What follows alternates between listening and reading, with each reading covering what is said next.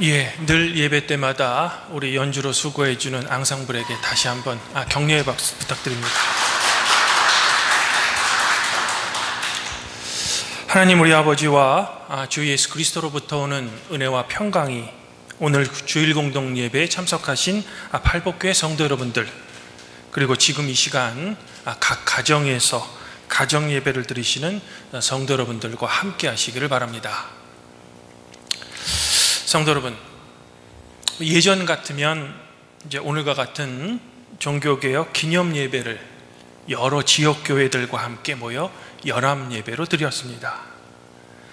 그러나 올해는 성도 여러분들도 잘 아시다시피 코로나19라는 위험 때문에 여러 교회들이 함께 모여 예배를 드리지 못하고 각 교회별로 드리기로 저희 총회에서 결정했습니다. 이런 이유로 저희 팔복교회는 오늘 주일 예배를 종교개혁 제503주년 기념주일 예배로 이제 드리려고 하는 겁니다. 그런데 연초에 이제 교회에서 성도 여러분들에게 나누어 드린 교회 달력을 댁에 가셔서 한번 찾아보시면 종교개혁 기념일의 복음서 본문은 요한복음 8장 31절부터 36절 또는 마태복음 11장 12절부터 19절의 말씀입니다. 이 말씀을 지금 성도 여러분들에게 잠깐 소개해드리면, 요한복음의 핵심 구절은 진리가 너희를 자유롭게 하리라 라는 말씀입니다. 그리고 마태복음의 핵심 구절은 모든 선지자와 율법이 예언한 것은 세례 요한까지이다 라는 구절이 됩니다. 두 본문 모두 종교개혁을 기념하는 예배의 말씀으로는 아주 적절한 성구라고 할 수 있는 거죠. 하지만 저는 오늘 주보에 나와 있듯이 저의 설교 본문을 시편 1편으로 정했습니다. 조금 이상하지 않으십니까? 특별히 시편 1편 2절에는 여호와의 율법을 즐거워하여 그의 율법을 주야로 묵상하는도다 라는 구절도 있습니다. 여호와의 율법이라. 종교개혁의 모토였던 오직 믿음만으로와는 전혀 어울리지 않는 그런 성구처럼 언뜻 느껴집니다. 즉 예수님께서는 율법주의에 빠진 유대인들로부터 복음으로 하나님의 백성을 자유롭게 하셨으며, 또한 종교개혁가였던 마틴 루터는 행위를 중요시했던 일종의 공로주의에 빠진 중세교회로부터 주님의 복음을 지키기 위해 분연히 일어났는데, 왜 갑자기 저는 종교개혁 기념주일에 굳이 여호와의 율법 타령을 할까? 이처럼 시편 1편은 종교개혁 기념일과는 전혀 어울리지 않는 그런 본문처럼 느껴지기만 합니다.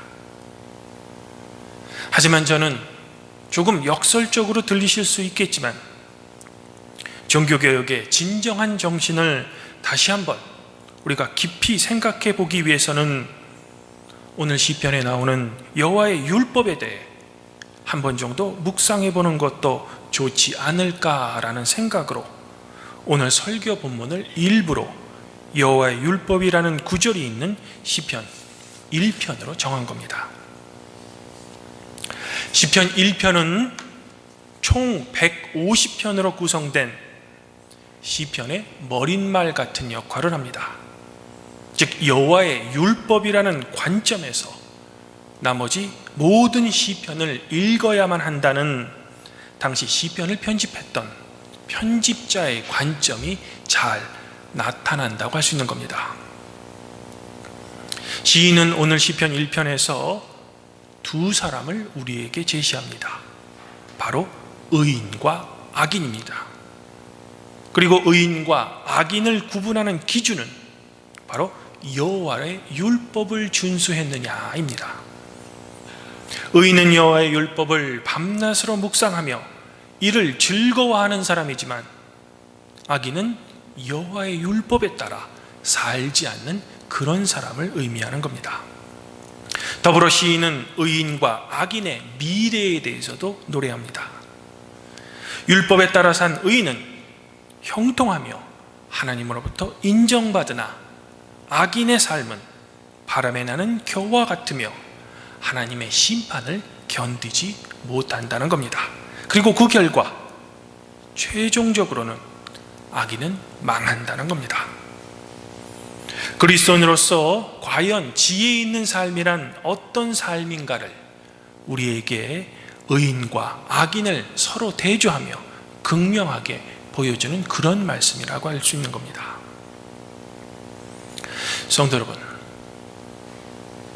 우리는 종교개혁가였던 마틴 루터가 갈라디아서 3장 11절에 하나님 앞에서 아무도 율법으로 말미암아 의롭게 되지 못할 것이 분명하니 이는 의인은 믿음으로 말미암아 살리라 라는 이 구조를 통해 깨달음을 얻고 이 말씀을 자신의 신학의 핵심인 칭의론의 근거로 삼은 줄 우리는 잘 알고 있습니다. 그래야 종교계의 모토 중에 하나가 성도 여러분들도 이미 잘 아시겠지만 오직 믿음만으로가 된 겁니다. 즉 우리의 구원은 우리의 행위로 얻는 것이 아니라 오직 우리의 믿음만으로 받을 수 있다는 거죠.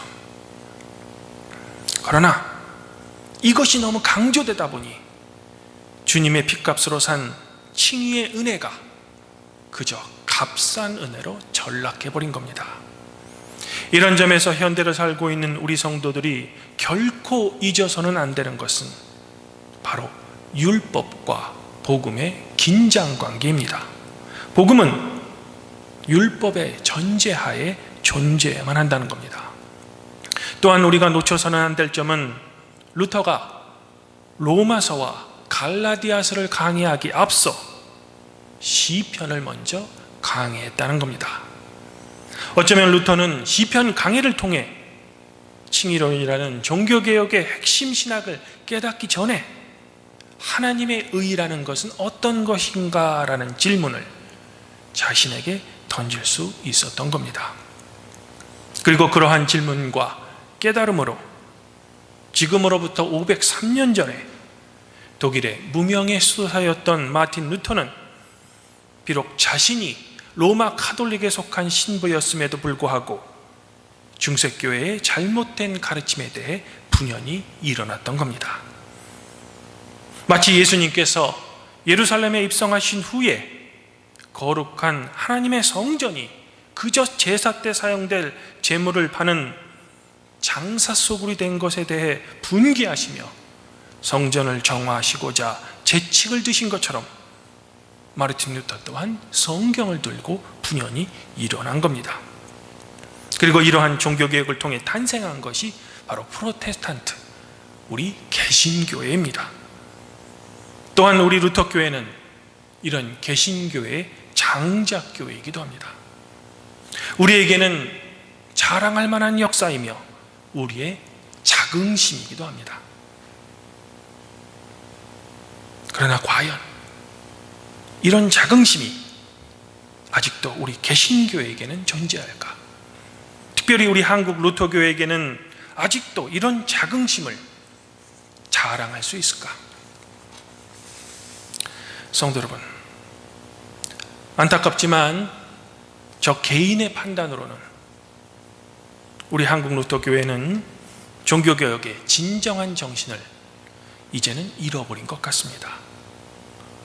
그래서인지 복음은 제쳐두고라도 여호와의 율법은커녕 교단 내 교회법과 규정을 아주 우습게 합니다. 그리고 그렇게 된 배경에는 목사들끼리의 침묵의 카르텔이 은연중에 존재합니다. 침묵의 카르텔. 즉 잘못된 것인지 뻔히 알아도 지금은 내가 침묵해야만 미래 언젠가는 그 화려한 권력의 자리에 내가 오를 수 있기 때문에 지금 선배 목사나 또는 동료 목사의 잘못에 대해 그냥 눈 감아버리는 거죠. 이른바 목사들끼리 서로 봐주는 겁니다. 하긴 이런 서로 봐주기는 교회에만 존재하는 것이 아닙니다. 인간 사회 어느 곳이나 만연된 행태입니다. 정치 분야, 공정해야 할 법조계, 심지어는 지성의 상아탑이라고 할 수 있는 교육 분야에도 아주 만연합니다. 그리고 이런 서로 봐주기가 우리 국가와 사회와 교회와 모든 것을 망치고 있는 겁니다. 지난 50차 정기총회에서 루터란 원권 총대인 주대범 장로가 모든 총대들, 특별히 저와 같은 목사 총대들 향해 이런 권면을 했습니다. 평신도들에 대한 목사님들의 집단 이기주의가 바뀌지 않으면 루터교회는 살아남을 수 없습니다. 평신도들이 돕지 않으면, 평신도들이 함께 일하지 않으면 이 교단은 망가집니다. 여러분들이 인터넷을 찾아보시면 노컷 뉴스라는 곳에 이 문구 그대로 찾아보실 수 있습니다. 물론 총회에 참석했던 총대의 한 명으로 제 귀로 분명히 들었습니다. 그리고 저희 교회 평신도 총대였던 김태훈 장로도 분명히 들었을 겁니다. 하지만 제가 장담하건대 우리 목사들은 주대범 장로가 교회와 교단을 사랑하는 마음으로 호소했던 목사들의 이기주의라는 게 어떤 것인지 결코 이해할 수 없을 겁니다. 마치 정치인들만의 이기주의로 국민들을 우습게 보고 자신들의 기득권을 위해서는 그저 힘없는 사람을 희생시키면서도 그것을 전혀 깨닫지 못하는 것처럼 말입니다. 물론 저도 루터 교단에 속한 한 명의 목회자로 목사들의 이기주의로부터 결코 자유롭지 못합니다. 저보다 안수서열이 한참 높고 선배고 저를 가르친 스승이고 등등 여러 가지 이유로 저도 목사들의 이기주의에 편승한 사람이 틀림이 없습니다. 이런 점에서 교회 장로님들이나 성도 여러분들에게 이렇게 변명할 수 있죠. 저로서는 어쩔 수 없었습니다. 물론 성도님들도 다 이해해 주실 겁니다. 하지만 이와 같은 변명은 사람에게는 변명이 될 수 있어도 결코 하나님 앞에서는 변명이 될 수 없습니다. 왜냐하면 오늘 구약 공동문인 레위기는 하나님의 율법에 대해 우리에게 이렇게 선포하기 때문입니다. 재판할 때는 공정하지 못한 재판을 해서는 안 됩니다. 가난한 사람이라고 두둔하거나 세력 있는 사람이라고 하여 편들어서는 안 됩니다. 이웃을 재판할 때는 오로지 공정하게 해야 합니다. 이 사람 저 사람에게 남을 헐뜯는 말을 퍼뜨리고 다녀서도 안 됩니다. 또 내 이웃의 생명을 위태롭게 하면서까지 이익을 보려서는 안 됩니다. 너는 동족을 미워하는 마음을 품어서는 안 됩니다. 이웃이 잘못하면 너는 반드시 그를 타일러야만 합니다. 그래야만 너는 그 잘못 때문에 질 책임을 벗을 수 있습니다. 어쩌면 마르틴 루터 또한 이런 하나님의 공의를 시편을 통해 고민하고 또 고민한 결과 도저히 하나님의 의를 면죄부 따위를 통해 얻을 수 없음을 그는 깨달을 수 있었던 겁니다. 그 결과 부당한 교회의 역사에서 자신의 목숨을 걸고 분연히 일어났던 겁니다. 우리 그리스도인들, 특별히 루터교회 같은 개신교인들이 목숨처럼 생각하는 믿음을 지키고 복음의 진정한 의미를 깨닫기 위해서 우리는 먼저 여호와의 율법의 진정한 의미를 반드시 숙고해야만 합니다. 왜냐하면 율법과 복음이 만나는 그 시점에 바로 진리가 있으며 그 진리가 우리를 자유롭게 하기 때문입니다. 사랑하는 성도 여러분, 교회는 계속 개혁되어야 된다라는 말이 있습니다. 이런 말처럼 우리 루터교회는 제503주년 종교개혁 기념주의를 맞이하여 더욱더 개혁해야 합니다. 그리하여 앞으로 있을 총회에서는 목사 총대 숫자와 평신도 총대 숫자가 같아야 합니다.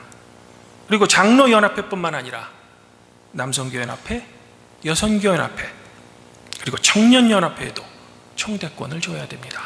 제가 경험했던 미국 루터교회들은 이런 총대권의 균형을 당연하게 받아들입니다. 물론 임원이나 실형위원회 투표 때 자신의 표가 몇 표인지 머리수만 계산하는 우리 목사들의 눈에는 그저 남성교연합회장이 어느 교회 소속인지, 그 교회 담임 목사가 나를 지지하는지 아니면 나를 반대하는지 그것만 볼 뿐입니다. 제가 보기에는 모자라도 한참 모자란 생각입니다. 우리 목사들이 그렇게 생각하니 평신도들도 그렇게 생각할 거라는 아주 이상한 논리의 생각인 겁니다. 주님 안에서 한 형제자매인 팔복교회 성도 여러분, 종교개혁을 통해 탄생한 우리 개신교회, 특별히 우리 루터교회의 핵심 신학은 만인 제사장의 신학입니다.